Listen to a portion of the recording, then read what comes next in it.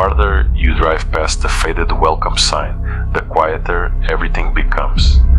The hum of the highway disappears behind you, swallowed by an expanse of towering pines and endless rolling fog.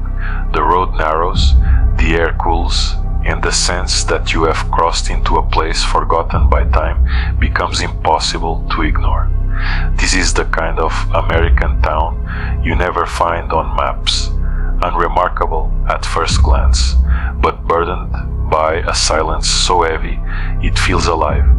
A silence that watches, a silence that remembers, a silence that warns you not to stay. What little remains of the town sits scattered across a valley, smothered in damp mist. Old pickup trucks rust in driveways, porch lights flicker with dying bulbs, and the distant bark of a dog echoes like a cry from something trapped. Even in daylight, shadows cling to the edges of every building as if refusing to let go. The people here move differently, heads low, eyes down, shoulders tight, and the fleeting glimpses you catch of their faces reveal something that looks less like fear and more like resignation. They avoid unfamiliar cars. They do not linger outside, and they speak to outsiders only when absolutely necessary. Yet it wasn't always this way. Ask anyone old enough to remember, and before they shut down and retreat into their practiced silence, they might mutter about a time when the town was lively, a time when children played in the streets, when the diners stayed open past midnight, when the annual fair drew families from neighboring counties. But something happened, something no one will discuss aloud, something that tore the community apart and left a stain so deep the town has been rotting from the inside ever since the first disappearances were written off as accidents. A hiker gone missing in the woods, a teenage boy whose truck was found abandoned on a logging road, an elderly woman who wandered away from home and never returned, but the numbers grew too quickly to ignore. Over the years, dozens vanished without a trace. Maps and search grids were drawn and redrawn. Helicopters combed the treetops. Dogs were brought in, but lost the scent within minutes, circling in confusion before collapsing in exhaustion or trembling in terror. Not one body was ever recovered. Eventually, the state sent investigators. They arrived with confidence and left pale and shaken. The official reports describe the cases as inconclusive. Unofficially, the story is far more unsettling. One investigator, now retired and living several states away, once whispered that he had never felt watched the way he did in those woods, that every time he stepped off the trail, the air changed, growing colder, thicker, charged with something he could never explain. He said he heard things too, soft movements just out of sight, breaths that didn't belong to him, the low rustle of branches despite the complete absence of wind. He swore that something followed him back to his car every evening, stopping just before the tree line. When he turned around, the locals refused to help. They claimed not to know anything, but every night their windows glowed with candlelight instead of lamps, as if electricity itself had become dangerous. They locked their doors long before dusk. Children were not allowed outside after dark, and an unspoken rule hung over the town. No one went into the woods alone, not anymore. Somewhere beneath that tightly sealed silence lies the truth no one will speak, the truth that ties every disappearance together and roots them deep in the town's history. Records from nearly a century ago show mention of a settlement dispute, an unexplained fire, and a series of deaths labeled as accidents but described in old letters as terrifying and unnatural. The earliest newspaper quotes refer to the thing that came from the trees, though no surviving article elaborates on what that means. The archives end abruptly the same year The town stopped hosting fairs, stopped inviting tourists, stopped letting outsiders in. The past, like the forest, swallowed everything. Still, if you stay long enough, you begin to sense what the locals fear. You hear how sound travels strangely, how echoes linger a bit too long, how laughter from a house across the street abruptly cuts off when you step outside. You notice the claw marks on old fences, too high for any animal known to live in the region. You see the way birds avoid flying over certain parts of the valley, diverting midair as if something invisible blocks their path. You feel the weight of countless eyes staring at you from behind curtains, each gaze warning you to leave while you still can. The turning point came one October, when the disappearances surged again. 3 in a single week. First a truck driver who'd stopped for gas and never made it back to the main road. Then a college student passing through on a photography trip. Her camera found, crashed in the mud near the woods, and finally a lifelong resident, a man who had spent every day of his life in the valley and yet somehow wandered into the forest as if drawn by something irresistible. The townspeople shut down completely after that. Stores closed early. Church bells went silent.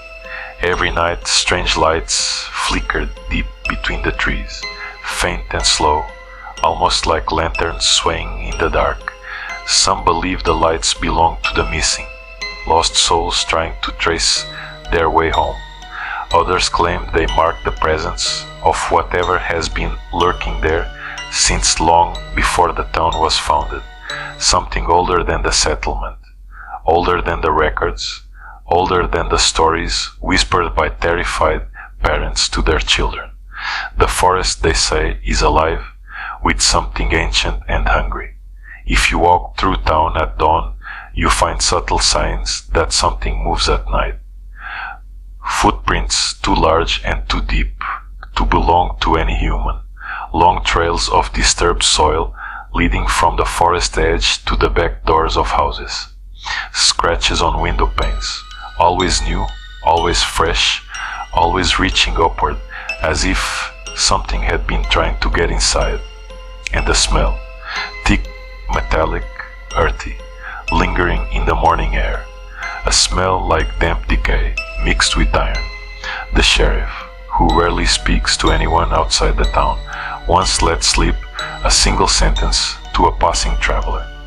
It only takes who it chooses. When pressed about what it meant, he simply tightened his jaw and walked away. No one has ever gotten him to repeat it. Those who have lived here long enough have their own beliefs, though none will admit them publicly. Some think the town is cursed, rooted in a betrayal buried generations ago. Others say the settlers took something from the land, something sacred, something alive, and the land has been reclaiming payment ever since. There are whispers of rituals once held in secret by the earliest families, rituals meant to appease whatever lurks beyond the tree line, rituals that stopped the same year the disappearances began. At night, the forest becomes a void. No crickets, no owls, no movement. Just oppressive darkness pressing against the town like a living thing. Locals swear they hear faint chanting, drifting on the wind, even though no one admits to performing any rites. Some nights, the sky glows faintly red above the treetops, as though a fire burns deep within the woods, yet no flames are ever visible, and the smoke never reaches the town. If you leave your window open on those nights, you might hear something else, low, guttural breathing, slow and steady, as if something massive stands just outside. You might hear the crunch of leaves beneath heavy steps, the drag of fingers across your siding, the soft whisper of your name spoken in a voice that mimics someone you trust. Those who have stayed awake long enough swear that whatever walks the forest knows exactly who lives in each house, knows their routines, knows their fears and waits. No one knows why the disappearances come in waves. Some believe it follows the lunar cycle. Others say the forest wakes every few decades, hungry for those who have forgotten the old rules. The truth may lie somewhere in the aging journals, hidden in attics, the ones filled with trembling handwriting that describes figures watching from the tree line, tall and distorted, moving with unnatural grace. One journal entry, dated nearly 70 years ago, ends with the final line that chills anyone who reads it. It always returns for the ones who hear it call. Whether the call is real or imagined, something still draws people into those woods. Outsiders claim they feel an overwhelming pull, an urge to step off the road, to wander deeper, to follow faint lights that flicker just out of reach. Many describe the sensation as hypnotic, like sinking into a dream where every shadow feels familiar. Some say the forest whispers, others say it sings. Those who have heard it and survived describe the same sound, a faint hum, almost like someone exhaling directly into your ear. A hum that grows louder the farther you walk, a hum that vibrates in your bones and makes your vision blur around the edges. And then, without warning, everything goes silent. A silence so absolute it feels like the world has stopped breathing. That silence is the last thing anyone ever hears before they vanish.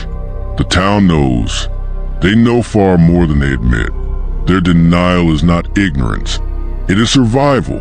As long as they refuse to speak of it, as long as they follow the rules passed down through generations, they believe they will be spared. But the forest does not forget. It does not forgive. And it does not stop. Even now, if you drive through the valley at dawn, you might see a figure standing motionless between the trees. Tall, still, watching. It will not move when you pass. It will not retreat. It will simply observe, as if memorizing your face, as if deciding whether you will be the next one chosen. And maybe you will feel it then, the heavy, suffocating realization that you should not have come here, that the road you traveled has already closed behind you, that the silence of this forgotten American town has wrapped itself around you like a cold hand tightening its grip. Because once you hear the call of the forest, it never lets you go. Not until you become part of the story the townspeople refuse to tell. Not until you vanish like all the others. Not until the woods claim you too.